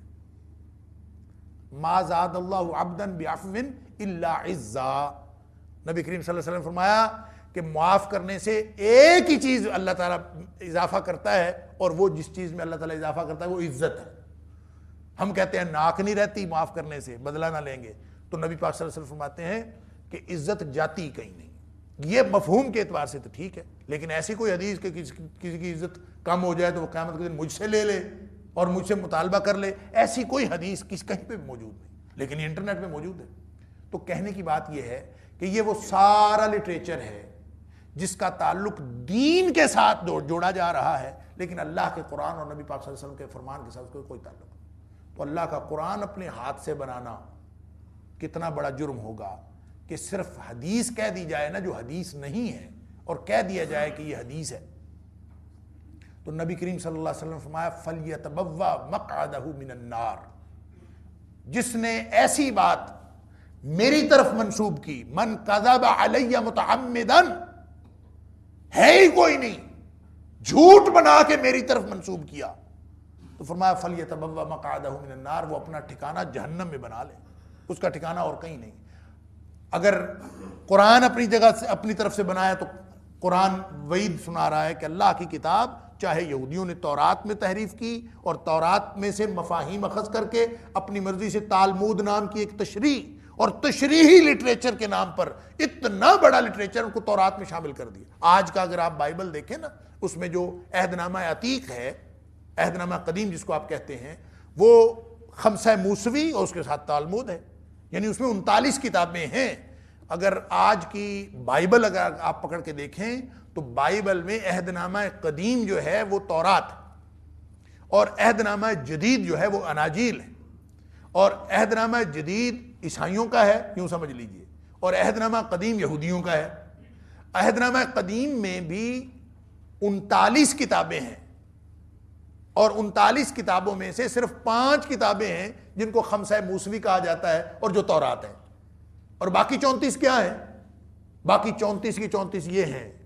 کہ وہ جو اپنے ہاتھوں سے لکھا انہوں نے اور اس کو کتاب کے ساتھ جوڑ دیا، اور وہ کہتے ہیں کہ یہی کتاب ہے، اور وہ یعنی جو انہوں نے جوڑا، جو بنایا، جو بیچ دیا، جس سے فتوے کے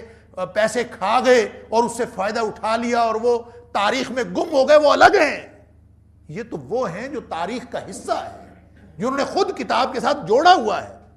لیکن وہ کتاب نہیں ہے۔ اس کو کہتے ہیں کہ یہ کتاب ہے، ما ہوا من الکتاب، لیکن وہ کتاب میں سے ہے نہیں۔ لہذا فویل لہم مما کتبت ایدیہم، جو انہوں نے اپنے ہاتھوں سے لکھ کے دین بنایا ہے تو وہ کبھی دین نہیں ہو سکتا۔ وویل لہم مما یکسبون، یہ جو کرتوت انہوں نے کیے ہیں، یہ جو کمائی کی ہے، یہ اس کی وجہ سے بھی ان کے لیے ویل، بربادی، ہلاکت، جہنم کی وادی، وہ سب ان کے لیے، اللہ تعالیٰ معاف فرمائے۔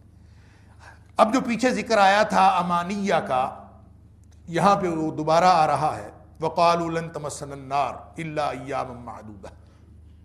وہ امانیہ میں یہ اس کی تفصیل، اس میں سے ایک ان کی امنیہ یہ ہے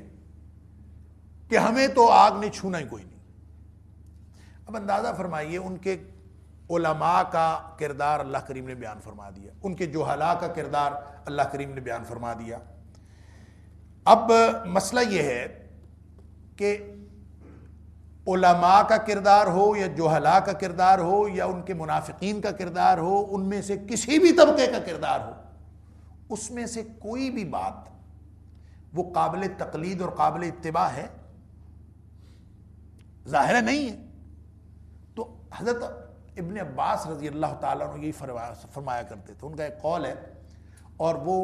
علامہ ابن کثیر نے اپنی تفسیر میں نقل کیا ہے، تفسیر القرآن العظیم۔ علامہ ابن کثیر لکھتے ہیں کہ حضرت ابن عباس رضی اللہ تعالیٰ فرمایا کرتے تھے کہ مسلمانوں، تمہیں جب اللہ نے ہر چیز بتا دی کہ یہودیوں کا کردار یہ تھا، ان کے علماء کا یہ کردار تھا، انہوں نے یہ کام کیا، انہوں نے قرآن میں تحریف کی اور انہوں نے اللہ کے کلام کو چھپایا، اور وہ اللہ کی کتاب کو اپنے ہاتھوں سے لکھتے تھے اور خود اپنے فتوے بنا بنا کر بیچا کرتے تھے۔ جب سارا کردار انہوں نے بتا دیا ہے اللہ کریم نے، اور ان کی کوئی کتاب محفوظ نہیں ہے، ساری کی ساری کتابیں محرف شدہ ہیں، جب اللہ کریم نے یہ بتا دیا ہے تو تمہیں ضرورت کیا ہے اب ان کو پڑھنے کی اور ان سے کچھ چیزیں لینے کی؟ یعنی سوال کیا کرتا ہے، کیوں لیتے ہو اب ان سے چیزیں، کیوں دیتے ہو ان کے حوالے، اور ان کے حوالے دے کر آپ سمجھتے ہو کہ آپ کی بات اتھینٹک ہو گئی ہے، آپ ان کا حوالہ دے کر سمجھتے ہو کہ اب ہم نے جو بات کی ہے یہ بہت اب لوگ مان لیں گے اس کو کیونکہ بائبل کا حوالہ۔ یعنی انتہا یہ ہے کہ ایسی تفسیریں بھی لکھی گئی ہیں اور چھپی ہوئی تفسیریں موجود ہیں جس میں حدیث کے حوالے تو آپ کو کہیں کہیں کوئی خال خال ملے گا، لیکن بائبل جا بجا، بائبل کے حوالے کیا ہم قرآن کو بائبل کے حوالے سے سمجھیں گے؟ کیا ہم قرآن کو اس کی حقیقت اور صداقت بائبل کو سامنے رکھ کے ڈٹرمن کریں گے؟ تو یہ وہ کردار ہے جو بنی اسرائیل کا تھا۔ اللہ کا بیان کرنے کا، واضح کرنے کا مقصد ہی یہ ہے کہ تم بچ جاؤ، تم نے ایسا کردار اختیار نہیں کرنا۔ اس لیے ابن عباس رضی اللہ تعالیٰ عنہ فرمایا کرتے تھے کہ اب تم اہل کتاب سے پوچھتے کیوں ہو جب پتہ ہی چل گیا کہ سارا دین انہوں نے کچھ خود بنایا ہے۔ اب اس کو ذرا اپنے حالات پر منطبق کر کے دیکھ لیجئے۔ جس کے بارے میں پتہ ہو کہ اس کو قرآن کا علم نہیں ہے، جس کے بارے میں علم ہو کہ اس نے نہ نبی پاک صلی اللہ علیہ وسلم کی احادیث کا مطالعہ کیا، نہ اس کو قرآن کا کچھ علم ہے، تو اس سے بھی جا کے پھر مسئلہ پوچھنا، تو کیوں پوچھتے ہو اس سے جا کے کیوں لیتے ہو جس کے بارے میں معلوم ہے کہ اس کو نہ اللہ کے قرآن کا علم ہے نہ نبی پاک صلی اللہ علیہ وسلم کے فرمان کا علم ہے؟ تو جس کے پاس اللہ کے قرآن اور نبی پاک صلی اللہ علیہ وسلم کے فرمان کا علم نہ ہو، چاہے ساری دنیا جہان کا علم اس کے پاس ہو، سارا کچھ ہو، وہ کہتے ہیں جی صاحب کشف ہے، یہ جی صاحب کشف ہے۔ اچھا جی وہی اترتی ہے اس کے اوپر، جی اس کے صاحب کشف ہے جی، اس کو ڈائریکٹ علوم جو ہیں اور جو معرفت کی منزلیں اس نے ڈائریکٹ طے کر لی۔ اچھا جناب، کر لی ہوں گی طے، وہی تو انبیاء کے اوپر نازل ہوتی تھی اور اس کے بعد یہ سلسلہ بند ہو گیا ہے۔ اب یہ پتہ نہیں نئے کوئی سلسلے شروع ہو گئے، اللہ تعالیٰ معاف کرے۔ اگر ہم ان سے جا کے پوچھیں گے نا، ایسے لوگوں سے جن کی بنیاد وہ نہیں ہے، تو پھر ہمارا کردار بھی ان امیون والا ہوگا جن سے جا کے ہم پوچھتے ہیں۔ اور ابن عباس اسی لیے ہمیں تنبیہ فرما رہے ہیں۔ وَقَالُوا لَن تَمَسَّنَا النَّارُ إِلَّا أَيَّامًا مَعْدُودًا، وہ کہتے ہیں کہ ہمیں آگ نہیں چھوئے گی الا ایام معدودہ، سوائے گنتی کے چند دن، ایامن دن، معدودہ گنے ہوئے چند دن۔ اللہ تعالیٰ پوچھتا ہے قل، اے حبیب صلی اللہ علیہ وسلم ان سے پوچھئے اتخذتم عند اللہ عہدا، کیا تم نے لیا ہے اللہ سے کوئی وعدہ لے لیا اللہ سے کہ ہمیں آگ نے نہیں جلانا؟ فلن یخلف اللہ وعدہ، اور اللہ تعالیٰ اپنے وعدے کے خلاف نہیں کرے گا۔ کیا کوئی وعدہ لے لیا ہے کہ اللہ تعالیٰ اپنے وعدے کے خلاف نہیں کرے گا؟ ام تقولون علی اللہ ما لا تعلمون، یا پھر تم ایسی بات کہتے ہو علی اللہ، اللہ پر ایسا بہتان بناتے ہو، ما لا تعلمون، جس کی کوئی بنیاد علمی نہیں ہے، کوئی علمی بنیاد موجود نہیں۔ ما لا تعلمون، تمہیں پتہ ہی نہیں ہے کسی بات کا، تمہیں علم ہی نہیں ہے، اور بغیر علم کے خواہ مخواہ اپنی امانی کی وجہ سے اور اپنے ظن کی وجہ سے اللہ پر اتنا بڑا بہتان بناتے ہو۔ ان دونوں میں سے کوئی ایک بات ہے، اللہ تعالیٰ نے صرف سوال کیا ہے، اور سوال کے استفسار کے انداز میں وہ پوری حقیقت سمجھا دی ہے کہ نہ تو اللہ نے تمہارے ساتھ کوئی وعدہ کیا ہے کہ تمہیں جہنم میں نہیں ڈالنا، اور نہ ہی کوئی ایسی بات ہے جو اللہ تعالیٰ نے تم سے پہلے کوئی سرٹیفکیٹ کر رکھا ہے۔ تو جب ایسی کوئی بات نہیں تو ہم تقولون علی اللہ ما لا تعلمون، اور تو پھر اللہ پر تم وہ بہتان بنا رہے ہو جس کی کوئی علمی بنیاد نہیں۔ یہ کیوں کہتے تھے کہ ہمیں آگ نے نہیں چھونا؟ اس کی کچھ وجوہات۔ ایک تو وجہ یہ تھی کہ ان کے مولویوں نے ان کو بتایا تھا کہ کوئی مسئلہ نہیں ہے، تم نے کوئی نہیں جہنم میں جانا، اللہ تعالیٰ نے تمہیں جہنم سے آزاد رکھا ہے۔ یہودی اللہ کی برگزیدہ نسل ہے، اس نسل نے جہنم میں نہیں جانا۔ اگر یہودی یہ سمجھے کہ اس نسل نے جہنم میں نہیں جانا تو وہ جہنمی قرار پائے اور اللہ کی وعید کا مصداق قرار پائے، اور اگر مسلمان یہ کہے کہ ہم نے جہنم میں کوئی نہیں جانا تو پھر اس کے بارے میں کیا خیال ہے، جو اس طرح کا فتویٰ دیتا ہے اپنی امانی اور ظن کی بنیاد پر۔ اور دوسری بات یہ ہے کہ یہ کہا جا سکتا ہے کہ یہ ان کے علماء کا مسئلہ، یہ صرف جہلاء کا مسئلہ نہیں تھا، یہ ایک عالمگیر، بلکہ کہنا چاہیے قوم گیر، تمام قوم اس میں ملوث تھی، قوم گیر قسم کی ان کی گمراہی تھی۔ علماء بھی سمجھتے تھے کہ ہم نے جہنم میں نہیں جانا، ان کے جہلاء بھی سمجھتے تھے کہ ہم نے جہنم میں کوئی نہیں جانا، اگر گئے بھی تو چند دن رہیں گے۔ ایک دفعہ نبی کریم صلی اللہ علیہ وسلم نے پوچھا، غالباً بخاری شریف کی حدیث ہے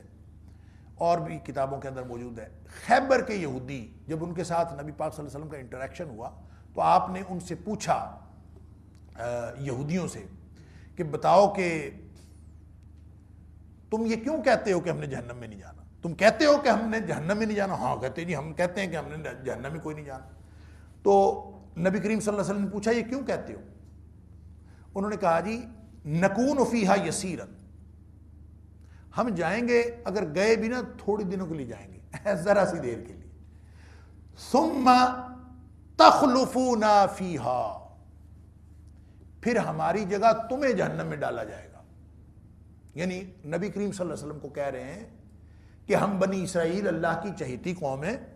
ہم اگر جہنم میں گئے بھی تو تھوڑے دنوں کے لیے جائیں گے، اور جب ہم جائیں گے تو ہمیں نکال لیا جائے گا تھوڑے دنوں کے بعد، ہماری جگہ پھر تمہیں ڈال دیا جائے گا اور تم ہمیشہ رہو گے، ہم نے کوئی نہیں وہاں پہ رہنا. اللہ اکبر. نبی کریم صلی اللہ علیہ وسلم نے اس کے جواب میں فرمایا، بخاری شریف کی حدیث ہے، اخسؤوا فیہا واللہ لا نخلفکم ابدا.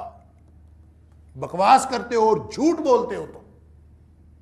تمہیں ہی جہنم میں پھینکا جائے گا. اخسؤوا فیہا، تمہیں ہی جہنم میں پھینکا جائے گا، تم جھوٹ بولتے ہو. اور واللہ لا نخلفکم ابدا، ہم کبھی تمہارے پیچھے نہیں آئیں گے اور تمہاری جگہ ہمیں کبھی بھی نہیں ڈالا جائے گا جہنم کے اندر، اور یہ تم ہی ہو جو جہنم میں جاؤ. تو یہ ان کے ظن کی بنیاد پر اور امانی کی بنیاد پر کیے ہوئے وہ خود ہی خود بنائی ہوئی چیزیں تھیں. علامہ ابن کثیر نے اور بھی اقوال لکھے ہیں. مثال کے طور پر وہ کہتے تھے کہ یہ دنیا جو ہے، ابن عباس رضی اللہ تعالیٰ عنہ کے حوالے سے، کہ انہوں نے جو مفسر قرآن صحابہ میں سے، وہ فرمایا کرتے تھے کہ یہودیوں نے یہ بنا رکھا ہے کہ یہ دنیا 7000 سال کی ہے، دنیا کی کل عمر جو ہے 7000 سال ہے. تو ہمیں اللہ نے یہ کہا ہے کہ ہر 1000 سال کے بدلے صرف ایک دن کے لیے تم نے جہنم میں جانا ہے، لہذا ہم 7 دن جہنم میں رہیں گے بس. یا پھر بعض یہودی یہ کہا کرتے تھے کہ ہم 40 دن کے لیے جہنم میں رہیں گے. اس کی وجہ یہ ہے کہ وہ بچھڑے کی پوجا جو کی تھی نا، وہ 40 دن کی تھی حضرت موسیٰ علیہ السلام کے پیچھے، تو 40 دن ہم نے بچھڑے کی پوجا کی تھی، اس لیے صرف 40 دن کے لیے جہنم میں جائیں گے اور کچھ نہیں. بات تو یہ ہے، یہ تو اگلی بات ہے کہ ان کی یہ ساری باتیں غلط ہیں، اور نبی کریم صلی اللہ علیہ وسلم نے فرما دیا غلط ہے، قرآن نے فرما دیا غلط ہے. لیکن اگر آدمی اس کو اس طرح سے دیکھے کہ 40 دن یا 7 دن، یہ تو بات ہی بہت لمبی ہے بھائی. ایک تو اللہ کے ہاں جو گنتی ہے وہ ہماری دنیا کی گنتی والی نہیں. دنیا کی گنتی کے 1000 سال ہوں تو اللہ کے ہاں ایک دن بنتا ہے. ایک تو یہ معاملہ ہے. اگر اللہ تعالیٰ نے دنیاوی اعتبار سے، ہماری گنتی اور ہے، اللہ کی گنتی اور ہے، اور اللہ تعالیٰ نے اگر 7 دن کے لیے بھی ان کو یہ 40 دن کے لیے بھی جہنم میں پھینک دیا، اللہ، اور پھر وہ جہنم ہے. یہ دنیا کی مصیبتوں والی زندگی نہیں جس کا نام ہم نے جہنم رکھا ہے. اور اس جہنم کے بارے میں اللہ اکبر، نبی کریم صلی اللہ علیہ وسلم نے فرمایا یہ دنیا کی آگ سے 70 گنا زیادہ تیز آگ ہے. بلکہ ایک روایت میں آیا 3000 سال تک جلایا گیا ہے، دہکایا گیا اس آگ کو، اور پھر جا کے وہ جہنم کی آگ تیار ہوئی ہے. حکم اللہ کا ہو، جلانے اور دہکانے والے فرشتے ہوں، اور پھر جا کے 3000 سال تک. اللہ اکبر. نبی کریم صلی اللہ علیہ وسلم فرماتے ہیں جب 1000 سال تک جلایا تھا نا، تو یہ آگ جو پیلی ہے حتی احمرت، یہ سرخ ہو گئی تھی 1000 سال جلانے کے بعد. پھر اللہ تعالیٰ نے حکم دیا کہ اس کو پھر جلایا جائے. ثم اوقد فیہا، پھر اس کو اور جلایا گیا، اور پھر اس کا حتی ابیضت، پھر اس کا رنگ جو ہے وہ سرخ سے سفید ہو گیا. پھر اللہ تعالیٰ نے فرمایا 1000 سال اور جلاؤ. حتی اسودت، 1000 سال اور جلائی گئی تو پھر آگ کا رنگ ہو گیا سیاہ. نبی کریم صلی اللہ علیہ وسلم فرمایا فَهِيَ سَوْدَاءُ مُظْلِمَةٌ، اب یہ سیاہ ہے جہنم کی آگ. دنیا کی آگ جلتی ہے تو روشنی کرتی ہے، جہنم کی آگ جلتی ہے تو اندھیرا کرتی ہے، اور اس میں 70 گنا زیادہ. اور ایک روایت میں آتا ہے کہ دنیا کی آگ میں ایک پتھر پھینک دینا تو 70 سال بھی پڑا رہے تو دنیا کی آگ میں پتھر کو کچھ نہیں ہوتا. جہنم کی آگ میں اگر پھینکا جائے تو ایک آنکھ کے لحظے میں پانی ہو جاتا ہے. تو جب نسبت ہی کوئی نہیں ہے، اور دنیا کی آگ جو ہے وہ ہم برداشت نہیں کر سکتے، اور اگر دنیا کی آگ ایک دن کے لیے، 7 دن کے لیے، 40 دن کے لیے برداشت کر سکتے ہیں تو پھر تو کہیں کہ ہم 7 دن وہاں بھی رہ لیں گے. دنیا کی آگ تو برداشت نہیں ہوتی چند لمحے. اللہ اکبر. وہ مشہور باکسر جو ہے محمد علی قلعے، اس نے کہا تھا کہ مسلمانوں کو، ہر مسلمان کو اپنی جیب میں سگریٹ لائٹر رکھنا چاہیے، اور دنیا کی آگ کا یہ چھوٹا سا شعلہ جب اس کا گناہ کرنے کو دل کرے نا تو وہ سگریٹ لائٹر نکال لے اور اس کے اوپر ہاتھ رکھ دے. اگر یہ اس دنیا کے چھوٹے سے شعلے کو برداشت کر سکتا ہے چند منٹ کے لیے تو پھر کر لے گناہ. اللہ اکبر. یہ تو برداشت نہیں ہوتا چند منٹ کے لیے. 7 دن کیا، 7 منٹ کیا، 7 سیکنڈ کے لیے بھی جہنم ملے تو ہمیں تو قبول نہیں ہے. ہم تو اللہ سے پناہ مانگتے ہیں کہ یا اللہ وہ جو ہر شخص نے وہاں پہ وارد ہونا ہے نا دیکھنے کے لیے، یا اللہ ہمیں تو جہنم دکھا بھی نہ. اس لیے کہ اس کا صرف منظر اتنا ہولناک ہوگا. نبی کریم صلی اللہ علیہ وسلم نے فرمایا کہ جس نے وہ منظر دیکھ لیا نا وہ قسمیں اٹھا اٹھا کے کہے گا کہ میں نے ساری زندگی کوئی سکھ نہیں دیکھا. ایسی اس کی کیفیت، نفسیاتی کیفیت تبدیل ہوگی. اللہ تعالیٰ معاف فرمائے. تو اللہ تعالیٰ ہمیں اس منظر سے بھی محفوظ فرمائے. اس میں جانا دور کی بات. تو یہ ان کا خیال تھا. دیکھیں خیال جب غلط ہوتا ہے تو غلط کی بنیادیں بھی غلط ہوتی چلی جاتی. اب وہ اپنی طرف سے تو بڑے من کے کہہ رہے تھے نحن ابناء اللہ و احباؤ، اللہ کے بیٹے ہیں اور اللہ کے پسندیدہ ہے، لہذا ہمیں کچھ نہیں ہوگا. لیکن عقیدہ کیا رکھا ہوا ہے کہ آگ اگر چھوئے گی بھی تو چند دنوں کے لیے. تو اللہ تعالیٰ نے مختلف جگہوں پہ ان کے اس چیلنج کا بھی جواب دیا ہے. اللہ تعالیٰ نے کہا ہے کہ اگر یہ بات ہے تو فتمنوا الموت ان کنتم صادقین. بے اگر تم نے جہنم میں جانا ہی نہیں تو پھر موت مانگو نا. موت مانگو، سیدھے جنت میں جاؤ. ہم نے تو دیکھا ہے، ہماری تاریخ تو یہ ہے کہ صحابی نے کھجوریں پھینک دیں کہ جب نبی کریم صلی اللہ علیہ وسلم نے بشارت دی کہ لڑو گے اور شہید ہوگے تو بغیر حساب کتاب کے ڈائریکٹ جنت میں جاؤ گے، تو اس نے تو کھجوریں پھینک دی. تو میں کھجوریں پہ جا کے جنت میں کھاؤں گا. مجھے کیا ضرورت ہے دنیا کی کھجوریں کھانے کی. ہم نے تو یہ کردار دیکھے ہیں نبی کریم صلی اللہ علیہ وسلم کی تعلیمات پر. لیکن تم اپنا کردار بتاؤ نا. اگر تم لوگوں نے جنت میں جانا ہے تو پھر مرو نا. فتمنوا الموت، موت کی تمنا کرو ان کنتم صادقین، اگر تم سچے ہو. تو پھر اللہ تعالیٰ نے خود ہی فرمایا ولا يتمنوه ابدا بما قدمت ایدیہم. آگے سورہ بقرہ میں یار یہ تو بدبخت کبھی موت سے جتنا یہودی ڈرتا ہے نا اتنا مشرک بھی نہیں ڈرتا. اللہ تعالیٰ نے فرمایا وَلَتَجِدَنَّهُمْ أَحْرَصَ النَّاسِ حَيَاتًا. یہ لوگ ساری دنیا سے زیادہ یہ زندگی کے لیے حریص ہیں، موت سے دور بھاگتے ہیں اور ڈرتے ہیں.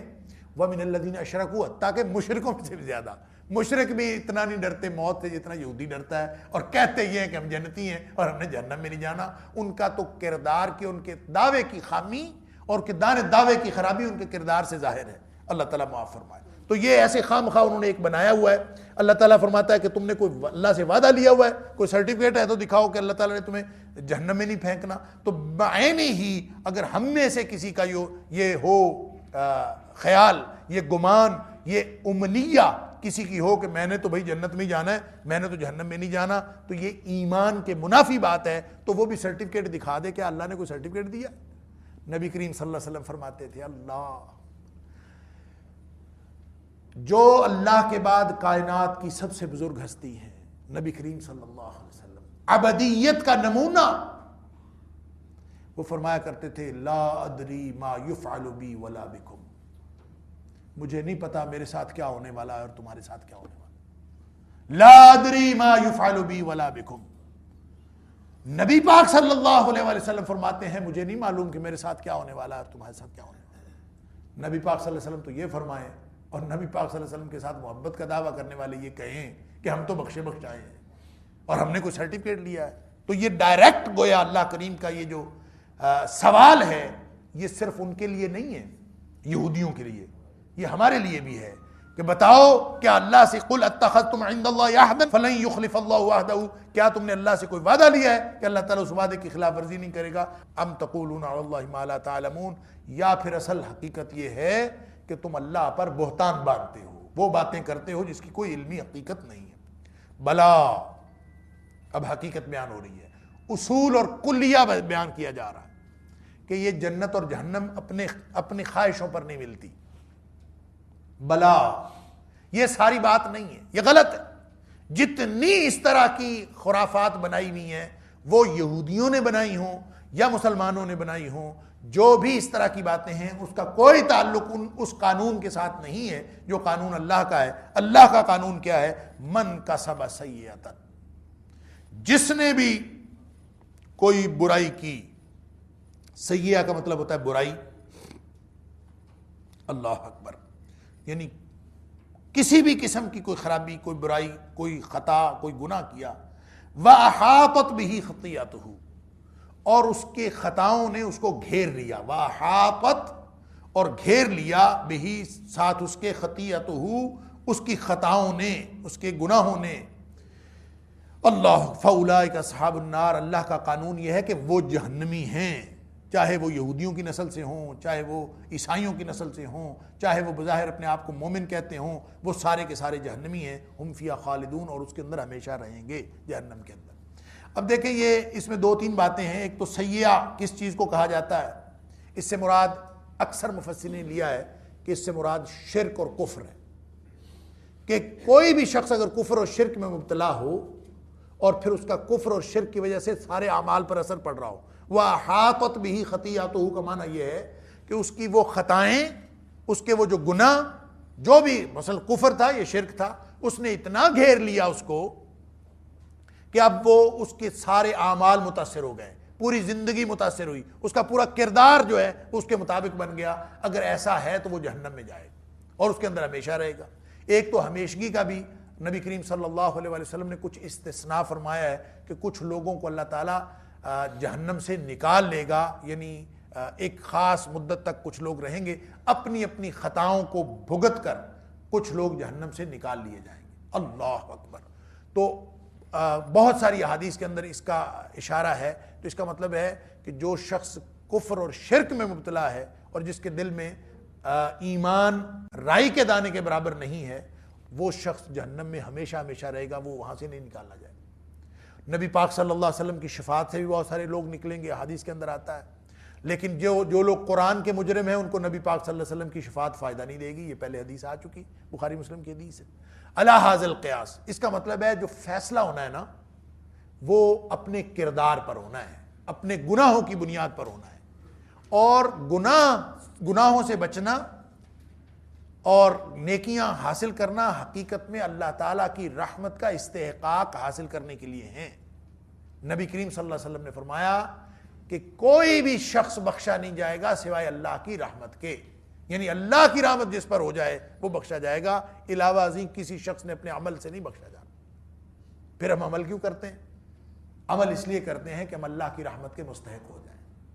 جو شخص بھی عمل کرے گا اللہ کی رحمت کا استحقاق حاصل کر لے گا تو پھر اللہ تعالیٰ اس کو جہنم میں نہیں پھینکے گا۔ اب یہ سیئہ سے مراد تو مفسرین کا خیال ہے کفر و شرک ہے، لیکن سیئات یہاں پہ کامن ہے، عام ہے، نکرہ ہے، تو اس سے مراد ہم کوئی ایک برائی تو نہیں لے سکتے، ہر برائی اس میں آئے گی، کوئی برائی کی اور اس میں پڑا رہا۔ بعض مفسرین نے اس سے ایکسکلوڈ کیا ہے ان چیزوں کو جن کو ہم گناہ صغیرہ کہتے ہیں، یعنی صغیرہ گناہ اس سے مراد نہیں ہے، اس سے مراد کبیرہ گناہ ہے۔ حالانکہ ایسی بات نہیں ہے، صغیرہ گناہ بھی جن کے اوپر انسان اصرار کرے اور مداومت اختیار کرے، ہمیشہ کرتا رہے، تو صغیرہ گناہ بھی کبیرہ بن جاتے ہیں۔ وہ احاطت بہ خطیئتہ جو ہے نا، اصل میں یہ کیفیت ہی وہ ہے کہ جو انسان ایک دفعہ گناہ میں مبتلا ہوتا ہے اور چھوٹا چھوٹا کرتے کرتے انسان اس میں مبتلا ہوتا چلا جاتا ہے، انسان کا پورا صرف قلب و ذہن نہیں بلکہ پورا کردار اور پوری زندگی اس سے متاثر ہوتی ہے۔ جب بھی ایسی کوئی کیفیت پیدا ہو تو یہ وعید ہر اس شخص کے لیے ہے۔ اس لیے نبی پاک صلی اللہ علیہ وسلم نے فرمایا تھا ایاکم ومحقرات الذنوب، چھوٹے چھوٹے گناہوں سے بھی بچا کرو، اس لیے کہ چھوٹے چھوٹے گناہ جو ہیں وہ بھی انسان کو ہلاک کر کے رکھ دیتے ہیں۔ اور نبی کریم صلی اللہ علیہ وسلم نے مثال بیان فرمائی کہ جیسے آپ اگر جنگل میں کوئی لوگ چلے جائیں اور ایک ایک لکڑی اکٹھے کرتے رہیں، اور ایک لکڑی جو ہے وہ اکیلی کچھ بھی نہیں ہوتی،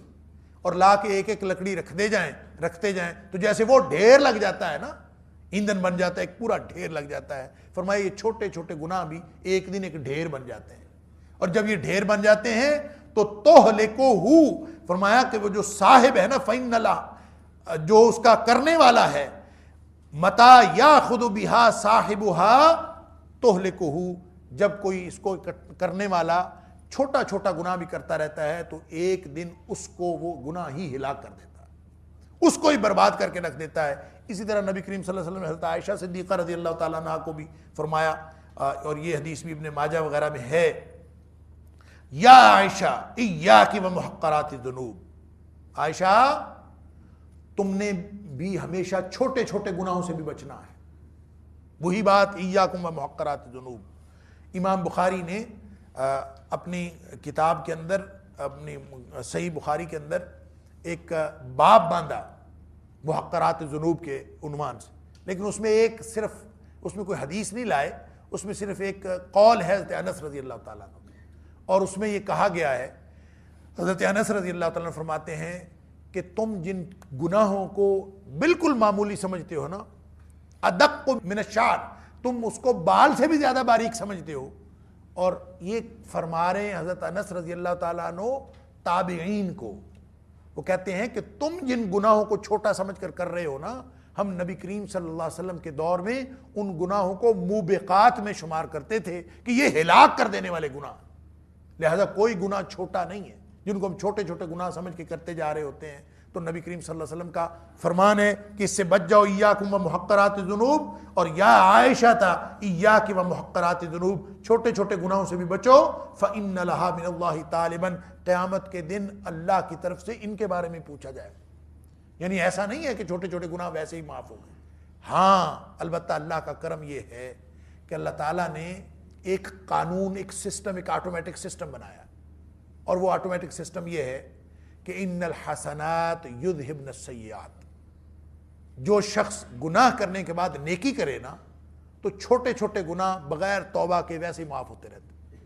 نماز پڑھی، ایک نماز اور دوسری نماز باجماعت ادا کرنے کے درمیان میں آنے والے معاف، ایک جمعہ سے دوسرے جمعہ تک درمیان میں آنے والے معاف، رمضان سے رمضان تک، اسی طرح ایک عمرے سے دوسرے عمرے تک، ایک حج سے دوسرے حج تک، درمیان میں آنے والے اللہ تعالیٰ سارے گناہ معاف کر دیتا ہے۔ یہ صغیرہ گناہ معاف ہوتے ہیں، بلکہ نماز کے حوالے سے تو خصوصی طور پر نبی کریم صلی اللہ علیہ وسلم نے فرمایا یہ اللہ تعالیٰ نے 24 گھنٹے کا ایک پیوریفیکیشن سسٹم رکھا۔